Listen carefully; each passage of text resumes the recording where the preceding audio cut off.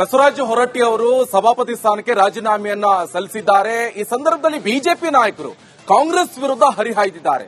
ಈಗ ಬಿಜೆಪಿ ವಿರುದ್ಧ ಕೆಪಿಸಿಸಿ ಅಧ್ಯಕ್ಷ ಬಿಕೆ ಹರಿಪ್ರಸಾದ್ ಅವರು ಕೂಡ ವಾಗ್ದಾಳಿಯನ್ನ ನಡೆಸಿದ್ದಾರೆ.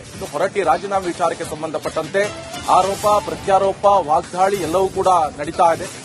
ಬಿಜೆಪಿಯವರಿಗೆ ಮಾನ ಮರ್ಯಾದೆ ಇದ್ರೆ ನೀವು ಸುಮ್ಮನಿರಿ, ಈ ಬಿಜೆಪಿಯವರಿಗೆ ಮಾತನಾಡೋಕೆ ಸರಿಯಾಗಿ ಬರಲ್ಲ, ನಾಗ್ಪುರ ಯೂನಿವರ್ಸಿಟಿಗೆ ಹೋಗಿ ಸ್ವಲ್ಪ ಕಲ್ತ್ಕೊಂಡು ಬನ್ನಿ ಅಂತ ಕೆಪಿಸಿಸಿ ಅಧ್ಯಕ್ಷ ಬಿಕೆ ಹರಿಪ್ರಸಾದ್ ಹೇಳ್ತಾ ಇದ್ದಾರೆ. ಬಿಜೆಪಿ ಪಾರ್ಟಿಯವರೇನು ಸ್ವಯಂ ಘೋಷಿತ ಸಜ್ಜನರೇನಲ್ಲ ಅಂತ ಹೇಳ್ತಿದ್ದಾರೆ. ಮಾನ ಮರ್ಯಾದೆ ಭಾರತೀಯ ಜನತಾ ಪಾರ್ಟಿಯವರಿಗೆ ಮಾನ ಮರ್ಯಾದೆ ಏನಾದರೂ ಇದ್ರೆ ಸುಮ್ಮನಿದ್ರೆ ಒಳ್ಳೇದು. ಪ್ರತಾಪ್ ಚಂದ್ರ ಶೆಟ್ಟಿ ಅವರು ಸಭಾಧ್ಯಕ್ಷರಾಗಿದ್ದಾಗ ಇದೇ ಬಸವರಾಜ ಹೊರಟ್ಟಿ ಅವರೇ ಮೊದಲನೇ ಸಿಗ್ನೇಚರ್ ಮಾಡಿ ಅವ್ರನ್ನ ತೆಗಿಬೇಕು ಅಂತ ಮಾಡಿ ಅದು ಒಂದು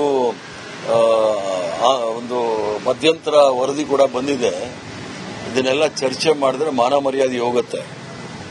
ನಾವು ಬಸವರಾಜ ಹೊರಟ್ಟಿ ಅವರ ಬಗ್ಗೆ ಅಪಾರವಾದ ಗೌರವ ಇಟ್ಕೊಂಡು ಅವರು 45-46 ವರ್ಷ ಮುಗಿಸಿದ್ದಾರೆ ವಿಧಾನ ಪರಿಷತ್ತಿನಲ್ಲಿ. ದಿನ ಎಲ್ಲ ಚರ್ಚೆ ಮಾಡಿ ಅವ್ರು ಹೊಗಳ್ಕೊಂಡಿದ್ವಿ.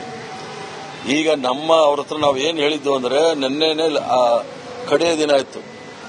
ನಾವು ಅವಿಶ್ವಾಸ ನಿರ್ಣಯಕ್ಕೆ ಮಂಡನೆ ಮಾಡಲಿಕ್ಕೆ ಕಡೆ ದಿವಸ ನಿನ್ನೆ ಸಿಗ್ನೇಚರ್ ಮಾಡಿ ತಯಾರಿತ್ತು.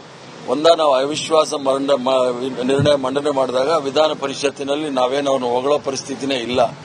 ಅವ್ರು ಮಾಡಿರ್ತಕ್ಕಂಥ ಎಲ್ಲ ಬಿಜೆಪಿಯವ್ರು ಮಾಡಿರ್ತಕ್ಕಂಥ ಎಲ್ಲ ಕುತಂತ್ರಗಳು ಕುಕೃತ್ಯಗಳು ಎಲ್ಲರೂ ಸಹ ಹೊರಗಡೆ ಆಗ್ತಾ ಇದ್ವಿ.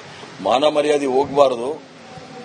ಇದು ಚಿಂತಕರ ಚಾವಡಿ, ಗೌರವದಿಂದ ನೀವು ನಿರ್ಗಮಿಸಿ ಅಂತ ಹೇಳಿ ಹೋದ್ರೆ ಅದು ಏನೇನೋ ಪದಗಳು ಬಳಕೆ ಮಾಡಿದ್ದಾರೆ. ಅವ್ರಿಗೆ ಅದು ಬಿಟ್ಟರೆ ಬೇರೆ ಏನು ಬರೋದೇ ಇಲ್ಲ. ಭಾರತೀಯ ಜನತಾ ಪಾರ್ಟಿಗೆ ನೆಟ್ಟಿಗೆ ಮಾತಾಡಕ್ಕೆ ಬರೋದಿಲ್ಲ. ಮೊದಲು ಅದನ್ನು ಕಲ್ತ್ಕೊಂಡು ಬರಲಿ. ಆ ನಾಗ್ಪುರ ಯೂನಿವರ್ಸಿಟಿಗೆ ಹೋಗಿ ಇದನ್ನು ಹೇಳಿದ್ದೇ ಹೇಳ್ತಾ ಇರ್ತಾರೆ.